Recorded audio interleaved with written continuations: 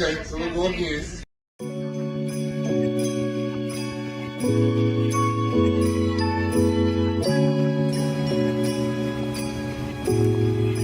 Too deep in the south, that's what it is. I'm gonna go, should I let the cat out the bag right quick? Man, I got my nigga Quet in the building, man. You know what I'm saying? Memphis 10 in the building. Should I let the cat out the bag right quick on these niggas, man? Welcome back to our channel Justice for Dolph. Last 2 weeks have been extremely wild, and we keep finding so much of new crucial information. At first, we started by leaking the covered-up information behind the scenes how Steve's little informant mastermind is still threatening witnesses and putting hits on their family members while on Steve's bond and sitting next to his boyfriend, a Houston rapper Lil Flip. We also told you how they all met behind the public's back in February, confirmed by people working over there at the courts, and how no news reported on this even though they had the screenshots too and all the information. Where else in the history of masterminds on bond would this be tolerated and no additional charges pressed or actions taken to revoke his bond? This was us testing the waters to see how deep the cover-up reaches. We knew right away somebody was compromised. We knew something was very fishy and needed to get to the bottom of it. You can watch part 1 also to read our email and to see how Steve's assistant Hagerman already linked up with Govan attorney once and straight lied to the Judge Mitchell about the interview. This time he again linked up with Manny to sell a story to the judge. Unfortunately, this meeting has been covered up, so we do not know what lie they sold together this time under Steve's leadership. In the part 2, we reported Steve to senators, especially Brent Taylor, who wants to remove him from his office. We showed you that little news clip, and Brent Taylor is going hard the entire 2025 on Steve. In the letter, we also exposed all kinds of dumb things Steve was doing behind the scenes, including harassing of the victim's family and allowing Shundale not to be indicted due to a mistake he never cared to fix, and how he got Juke killed by letting Govan out on bond. But the best part was us showing you the article from Action 5 News when they called out Steve for lying his ass off how he is not Soros' DA until they dropped the receipts. They only mentioned there were some Roc Nation execs and Michael Rubin. This sent us on a mission to look into these reports to see if Desiree names pops up. And it sure did. In part 3, we showed you paper trail of who exactly donated to Steve from $6,400 by Desiree Perez and her son Justin to another $6,400 by 2 other Roc Nation executives. Gotti's and Jay-Z's close friend Michael Rubin also contributed $3,200. Even Gotti's goofy attorney Art Horn donated a couple of thousands. And in the part 4, we re-uploaded those 2 videos of Steve clout chasing and begging for endorsements. Almost nobody was aware that there was a second video of Steve using Dolph's name to get in his position before completely forgetting about him and holding a grudge against his family because they did not want to participate in political games. In the meantime, we also kept you updated with the latest discoveries on our community post section of our YouTube channel. Let's put them in here right now so I can clear up the wall. The first update was a day after releasing part 2, when we could not sleep until we find out was Desiree one of the donors. And she sure was. We still have to check all the names properly to see if anybody else pops up. That is work in progress, but slow because we are running low on time and funding. It will be done the right way soon, before included in the documentary. I will also show you then how you can access the full list, so you can check it yourself if anybody else interesting pops out in case we overlook somebody else close to Gotti. All of this is early release, because I am nice enough to show you step by step how we find stuff out. Also, so Quet does not assume again his homeboys or Gotti are leaking this info. You never know with this unstable psycho informant. Few hours later, we watched our own video once to see if there are any mistakes on it. One thing caught our attention. It was the date of the second donation by Art Horn, Gotti's little partner. It looks like he sent a little thank you gesture as a courtesy of Gotti and his brother for allowing Quet to be out on the bond to keep him happy before he snitches out everybody involved. His transaction was way past the election. Why would Art randomly send $1,000 to Steve in 2023 right after he let Govan out? Another coincidence. The next day, we were asked by somebody to look into if Justin and Desiree are connected and to check all other names. We were very busy, but we took about 30 seconds of our time to do a simple Google search. And sure was Justin connected to Desiree. It is her son. The post goes like, donations update. Justin Perez can also count under Desiree's donations. He is her son. Desiree and Big Head tried to be slick and spread a large amount for Steve through smaller transactions from all their homies and family members. Now we are getting somewhere. And the news article goes like this on Justin's failed NBA dreams. Pivoting to academic pursuits. The son of two top executives at rapper Jay-Z's entertainment company Roc Nation chose Columbia University Law School. His NBA aspirations didn't go away while he was at one of America's most prestigious law schools, even while he filled his resume with impressive internships and volunteering efforts. He's the son of two prominent entertaining executives. His mother Desiree, the daughter of Cuban immigrants, is Roc Nation's CEO. Justin's father Juan, the son of Dominican Republic immigrants, runs Roc Nation's sports division.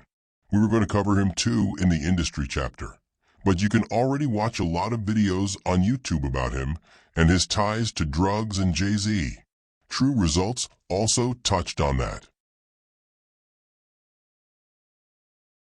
Day after proving Desiree had her family members donated some tuna to make it too obvious.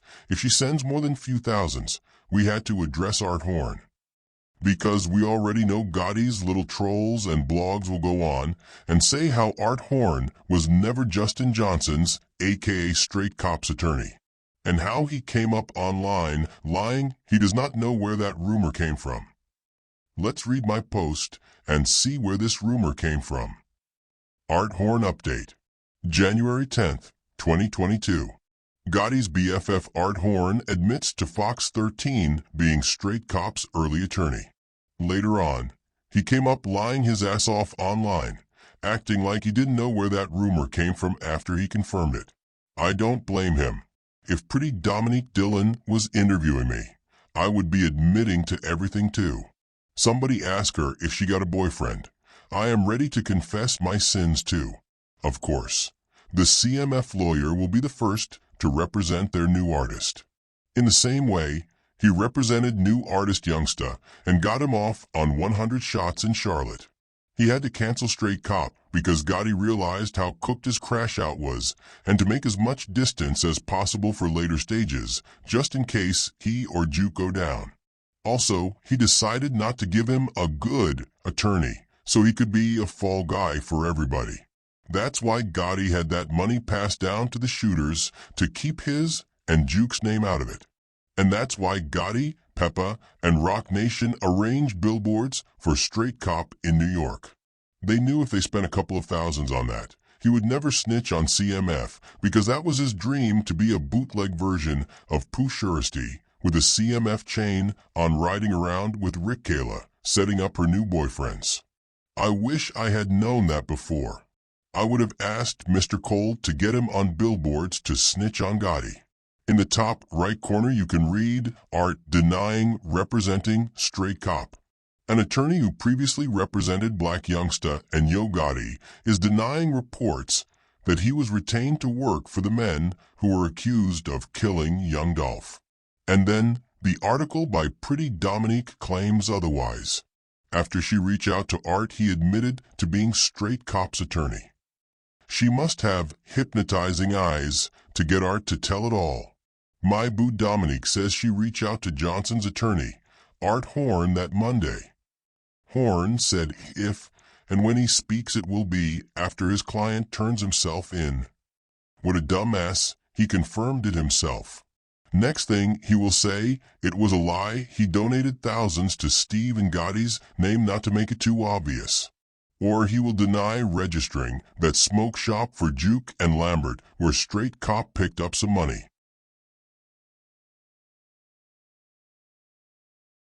Okay, and next we uploaded the timeline of events that took place.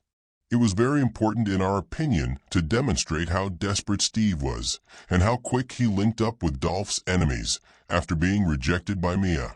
It had to be personal, so we found out exact date he sent her that message. July 18th. 100% verified.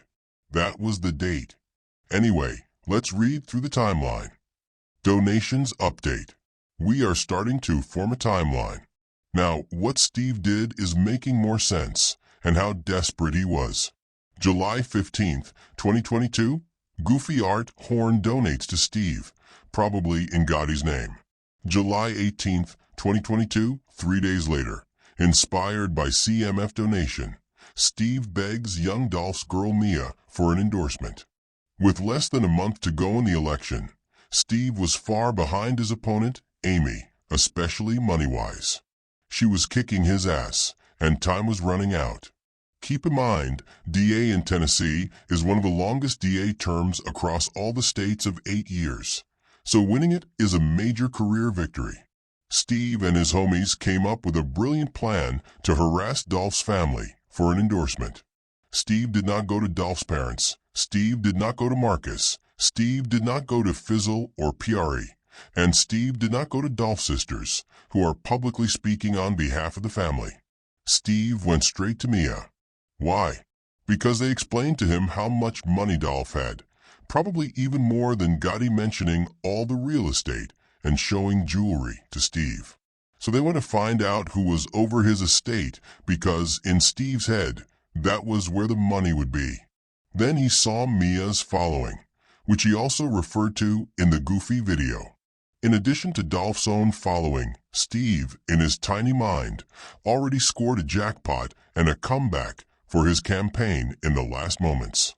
It was Steve's only way out. That's why he crossed the lines of respect and blamed Dolph's death on his opponent in his political games. He was getting desperate. July 18th to July 25th, 2022, Mia politely rejects to be part of the political games, spending a large ticket on Goofy Steve and disturbing clout chasing from Dolph's name. We all know Steve don't give a damn about no Dolph or black community.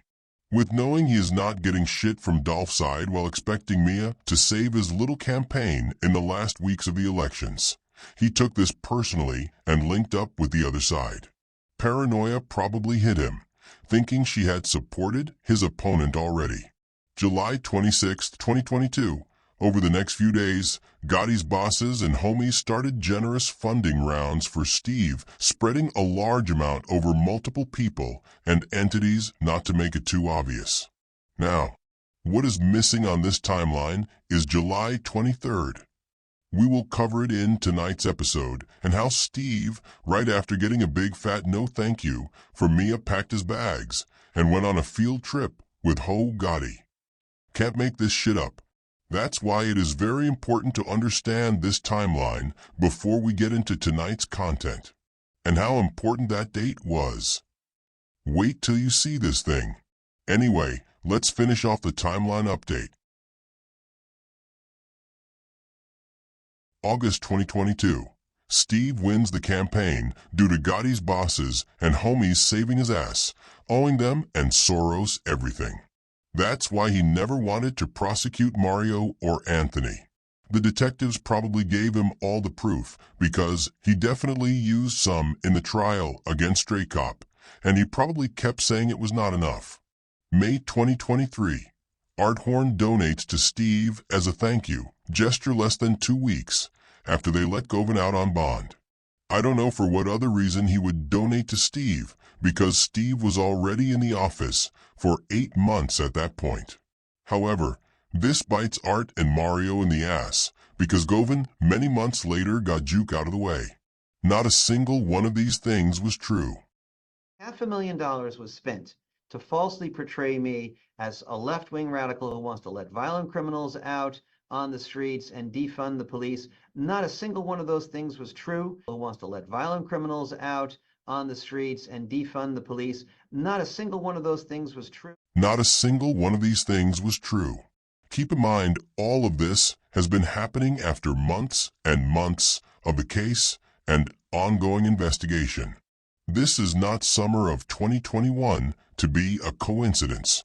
These people knew exactly what they were doing. Do you think Gotti, Lame Z, and my boo Desiree did not talk about Dolph back when he rejected their contract? Do you think they did not meet up on or right after November 17th, 2021 to discuss how they will go about it and how they will cover for their artist Mario and his big sister's Anthony involvement? Do you think Desiree and others did not talk to Gotti about Memphis and Steve at any point after donating a large amount while involving Gotti in the Roc Nation's justice movements? When we get some time, we will make a video part 4 from all these recent findings.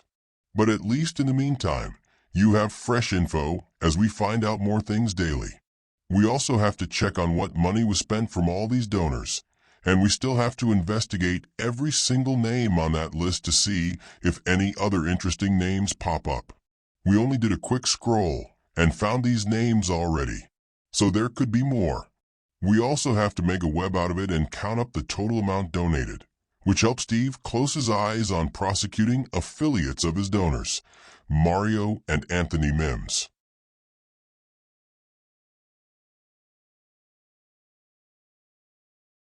The answer is no. I did not receive any Soros money. I reject the label of being a Soros DA. Y'all need to respect Steve's wishes. He is not labeled as Soros DA anymore. From now on, he is Roc Nation's and Gotti's DA. Let's dig into this delicious Saturday dinner with some Michelin star-rated meat and potatoes.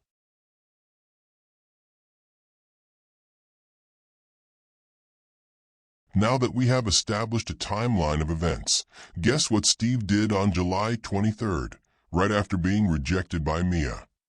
He packed his bags and went on a networking mission to get some cash from big fishes, knowing he was about to lose the campaign if he doesn't get his money up. Steve went to New York. Yes, a city where Jay-Z, Desiree, and Roc Nation are based. For people that do not know, they are one of Gotti's bosses and owners next to Interscope and Universal Music Group. I don't want to spoil the industry video, but Roc Nation and another UMG subsidiary tried to get Dolph signed. Once he said fuck the 22 million, and the second time he released Talking to My Scale as his response. You can also go listen to his Song Hall of Fame where he testified for us that it was Roc Nation, one of the 2 times Gotti's partner tried to own Dolph, something Gotti was unsuccessful in. As you can see his smile from ear to ear, Steve was real happy to be a guest over there at Roc Nation UJC conference, where all same pro-criminal people meet and work together on their dumb little ideas. Now let's check out who went there with Steve. Better say who brought Steve over there, because Dolph's people was not fucking with him. And keep in mind, he was over there at Roc Nation event 3 days before all the funding from their side and Michael Rubin started pouring in. This has to be under investigation. Now let's see who else was there shopping Steve around to his bosses and partners.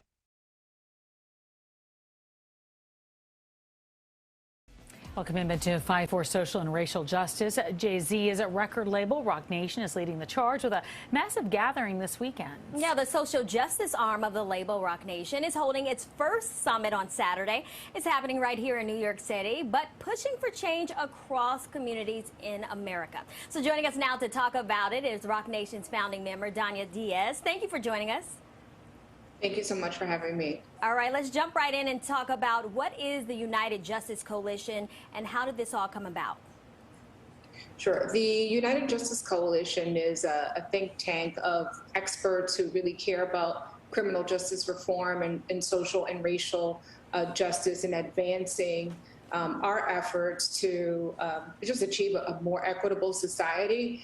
It was really a group that we kind of put together back in 2019 when we recognized that, you know, the work that we were doing and that so many of us are doing across the nation requires more collaboration.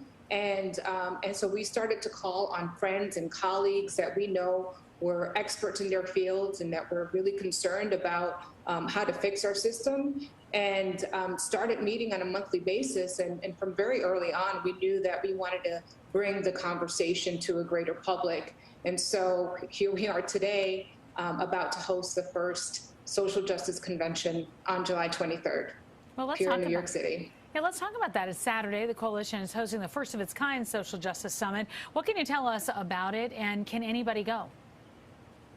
Yeah, so first and foremost, it's open to the public. We want no barriers to entry. We really want everyone who cares about just living in a more equitable society to be present. And so for attendees, what will happen is you'll be exposed to over 40 different organizations, really representing all parts of the United States. We have national organizations. We have organizations that are coming in from Memphis, organizations that are coming in from Memphis, organizations that are coming in from Memphis, organizations that are coming in from Memphis, from California, and from the southern states, as well as the New York tri-state area, all dedicated to criminal justice reform in various ways. And then we have an array of incredible discussions that we will be engaged in with an incredible array of hosts and moderators and panelists. We'll be talking about, you know, the importance of policing in America. How do we bridge the divide? We'll be talking about decriminalizing mental health. We'll be talking about conditions of confinement. You know, what are more humane ways of working with the incarcerated population and corrections officers in that system. We'll be really talking to families who have been impacted by police violence. So there's a panel discussion really focused on several families that can share their stories and also share how they've transformed their pain into purpose and promise. And then we'll be talking about wrongful conviction and transitions in and out of our criminal justice system. Now, we know that you have people across all types of platforms supporting this cause. Who are some people that people can expect to hear from on Saturday? Well, we'll have an incredible array of moderators, right? So we have Charlemagne the God, we have Soledad O'Brien, we have Ari Melber, Jason Flom, Dan Slepian. We have we saw Yo Gotti right there. Yeah, we have Yo Gotti, who's a real true blue, prison reform advocate as well. So he'll be in a panel discussing conditions of confinement. We have we'll have an incredible array of moderators, right? So we have Charlemagne the God, we have Soledad O'Brien, we have Ari Melber, Jason Flom, Dan Slepian. We have we saw Yo Gotti right there. Yeah, we have Yo Gotti, who's a real true blue, prison reform advocate as well. So he'll be in a panel discussing conditions of confinement. We have Maggie Freeland as well moderating, and then panelists, families, as I mentioned, Dr. Tiffany Crutcher, Alyssa Findley, Michelle Kenny. We have Dr. Bernice A. King, attorney Ben Crump. We just encourage everyone to come out. It's going to be a very powerful discussion, really focused on solutions. Absolutely. What a list of people, too, that are going to be there. Well, let me ask you something. Where can people go for more information about the events? You can go to unitedjusticecoalition.com/summit or ujcsummit.com/RSVP. And Danya, just before we let you go, one more thing. Is this open to everyone? Absolutely. Okay. Open to everyone. So we just want this, we want as many people to come and learn and share and have an open mind and really feel like there are solutions to many of the problems that we're seeing in our country today. And there is hope, and we can fix just our criminal justice system. And yes, that's really, truly the goal here. All right, Danya, thank you so much for joining us today. Thank you. Thank you for having me. All right, take care. It's your boy, Yo Gotti. Y'all give up a round of applause for Justice for Dolph.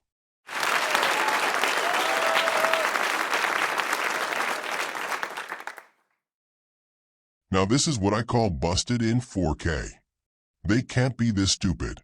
So Steve went on a networking event with Gotti, and Gotti was shopping him around right there to his bosses and partners.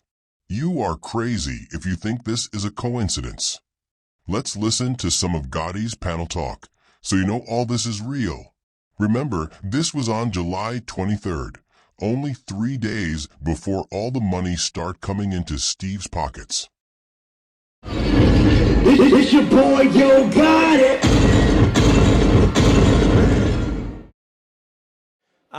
And we're going to be joined by an artist that I think everyone in this room knows and loves. So let me bring out part one. We're going to do 2 parts to this, and there's a great reason for that. So part 1 of our panel begins right now. Please welcome Cheryl Henderson, Marcy Croft, and Yo Gotti. It's your boy, Yo Gotti.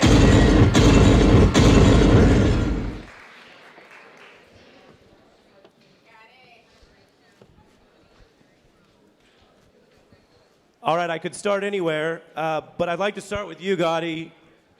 We are going to start by discussing this Parchman prison. You've spoken about it, you've advocated on it, and you've also led and supported a lawsuit that's already drawn real results, which we're going to get into. Why was this important to you? I think, first of all, I grew up in a family where I had family members incarcerated. So I was one of the kids that grew up going to different facilitations, visiting my loved ones. Also, Parchman Prison is like, it's very close to Memphis, so it's like if you pass through one red light, you're in Mississippi. So to me, it's like it's super close to home. It's your boy, Yo Gotti. All right, cool. We proved Steve was up there with Gotti begging for money for his campaign. And Gotti arranged it for him 3 days later, starting with Desiree. Let's see what else we can find out about this event and who else was there. You can listen to him rambling in your own time. Said nothing smart anyway, waste of time. Facilitations was hilarious. It's facilities, you big dummy. At least I expected from you to contain full English dictionary in that big head of yours. It's your boy, Yo Gotti. Let's see what else I got in my archives. I will put it all in his face, so Steve can't say not single one of these things is true. On the left we got, happening now. Hashtag UJC Summit 22 is bringing together social justice leaders, experts, entertainers, right now to collaborate for change. July 23rd, 2022. Only 3 days before Desiree wrote her check. On the right side we got promo before the event. 3 days before Art Horn sent Steve his first $1,000. Multi-platinum recording artist, entrepreneur, and criminal justice reform advocate. At Yo Gotti will be joining us July 23rd for the UJC Summit. Gotti is a devoted activist, procuring legal representation for 225-plus incarcerated men in Parchman Prison. They forgot to mention procuring legal representation for Cornball and Stray Cop. And soon for Govan, because his money is running low and Mr. Cold ain't fucking with him no more. Anyway, let's continue. And filed multiple lawsuits against the Mississippi Department of Corrections, MDOC, to address the lack of COVID-19 testing and barbaric living conditions inside the facility. His commitment to enact change continues as he joins us for the UJC Summit. Register to attend at link in bio. Hashtag UJC Summit 22.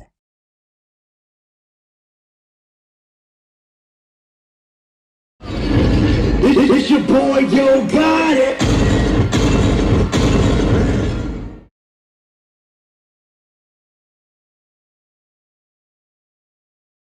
What else I got for you? Let's read the UJC Summit Program page about Gotti. They misspelled his name, but we fixed it.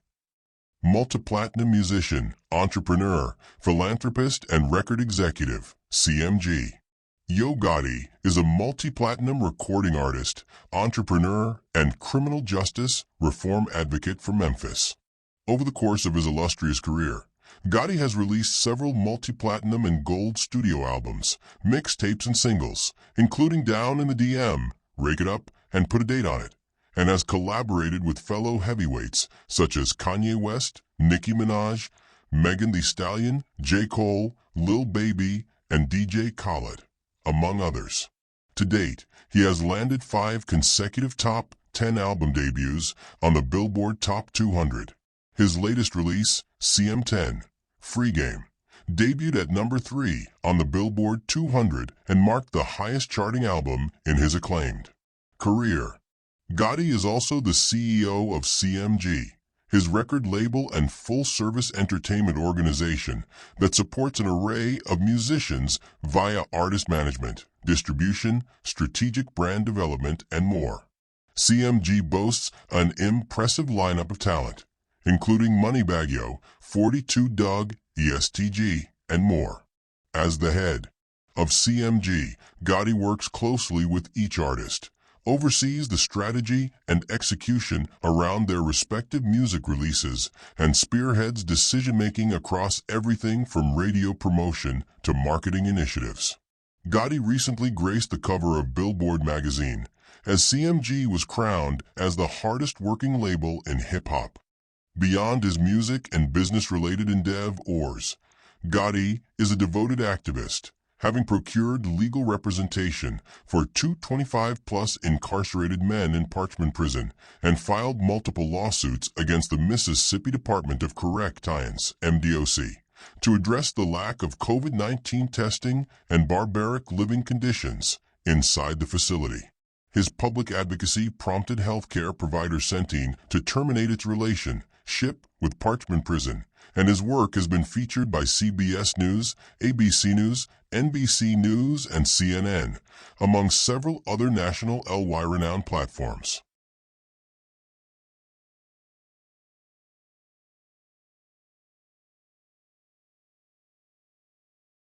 They haven't told us that Big Head will be this summer again over there pulling a justice fraud, not telling them he is a mastermind behind Dolph's death with his big sister and their rogue special agent informant Govan. I bet he not going to speak this summer how he tried to take out Dolph more than 3 times my head.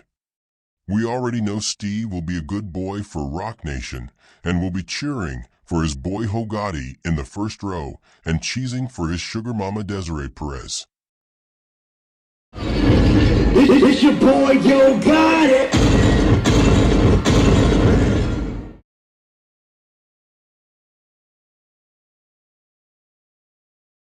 Now the board members of this goofy event, and who was also there with Steve and Big Head Gotti. Starting from the left, going right, we got Jana Fleischman. She is kind of hot, too. I would take her for the team, too. Jay, please send her to infiltrate our channel. If you remember our video exposing donations, she was from the communications department. Donated to Steve $3,200. What's up with all these MILFs at Roc Nation? No wonder they put Steve under their spell. Then you got Dania Diaz. She was the one talking in the news segment promoting the event. Then another board member who was also present at the event in 2022, my personal favorite, Desiree Perez. She was the first to donate to Steve, leading Roc Nation by example. And of course we got Lame Z, dude known for dating teenagers during his midlife crisis. In the middle we got Carmen Perez. I will check if she is in the donations. You can read about her on their website. She is a big deal too. And, of course, another MILF at Roc Nation. And on the right, you got even the notorious Alex Spiro. We're not going to get on his ass, because he be suing like a little girl in the kindergarten. Judge, he talked about me on YouTube.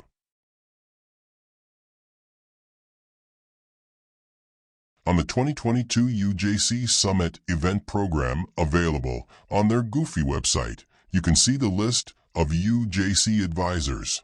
You can pause the video and check them out. We got Charlemagne. He needs to stop interviewing Mia, knowing what the hell he is doing in his spare time with Gotti. We got Sean Carter, aka Lame Z, Dania Diaz, she was mentioned promoter, and our newly discovered MILF Jana Fleischman, who also filled up Steve pockets.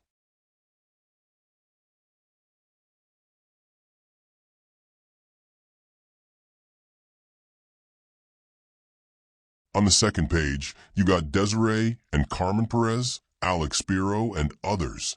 You can also pause now and let us know if any of these names are relevant to Dolph's case, or even if they have ties to Universal Music Group. Let's see now who else was there at the event besides Steve, Gotti, Lame Z, my boo Desiree, and my side piece Jana Fleischman, and also donated money to Steve.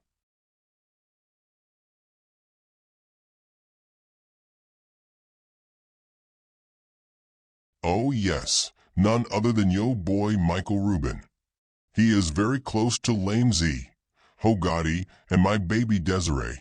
He is a partner of Roc Nation leadership on that justice journey, and one of the sponsors through his organization called Reform. Also, he is that billionaire that be constantly putting his dick on Lil Baby and hugging him from behind.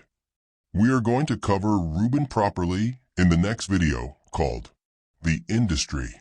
We have already seen his donation to Steve only 4 days after this event took place in the amount of $3,200. These amounts are really adding up by now. We are so far at around $20,000 of bribe. Whoops. I mean $20,000 of donations.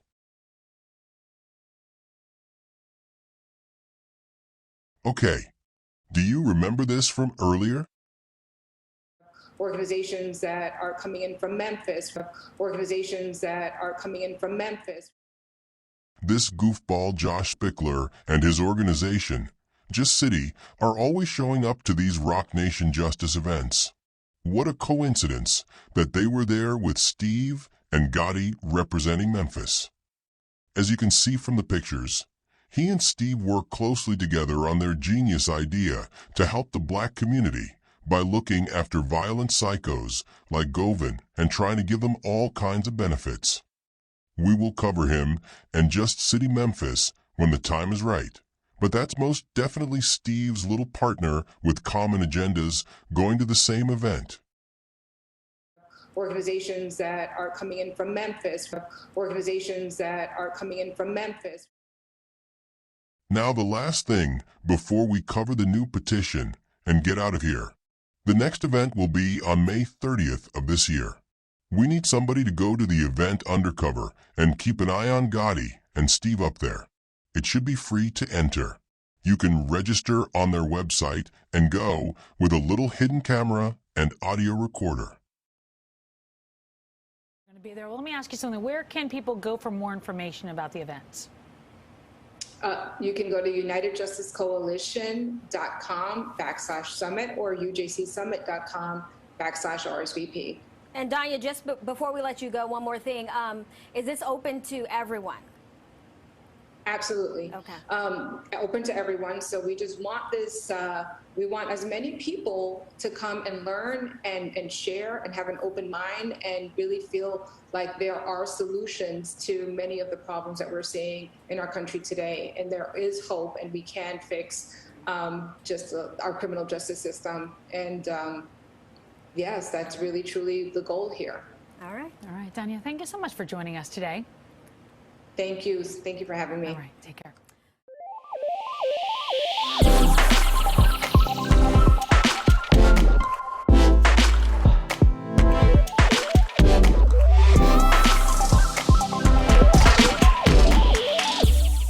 Done with no labor. Young fly nigga, high nigga, fucked your bitch and told her bye nigga. No lie nigga. Hey,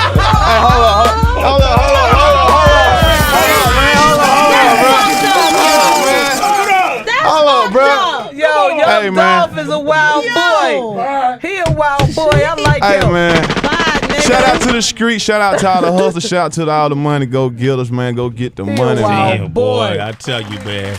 Young Dolph. He fucked your bitch and said bye. Nigga. No lie, nigga.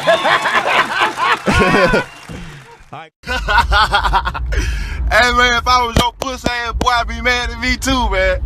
Why you mad at me? It's some people I heard they playing chess. You know, I saw the board. We all watching the board. The best chess players in the town watching the board. We watching this game as it progresses, like you watching two people play on the board. You dig what I'm saying? And you know, niggas playing to win. You know, you know, and did, yeah. I know they didn't think it was over with. Run me up, man. Tag a friend, yeah, and another friend. Fuck you saying. Everybody get here. Okay, so we go again.